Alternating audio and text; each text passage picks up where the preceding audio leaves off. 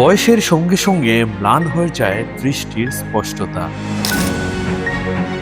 সেই সঙ্গে ফিকে হয়ে যায় আত্মবিশ্বাস আর জীবনের রং। সেবাশ্রয় 2 প্রমাণ করেছে দৃষ্টি ক্ষীণ হলেও বেঁচে থাকে আশা।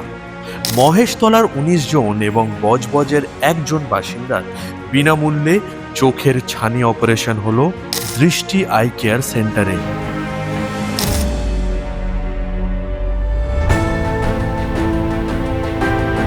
দৃষ্টির ঝাপসা ভাব কাটিয়ে পৃথিবীকে আবারও স্পষ্ট আলোয় দেখবেন তারা। সকলের সুস্বাস্থ্য সেবাশ্রয়ের অঙ্গীকার।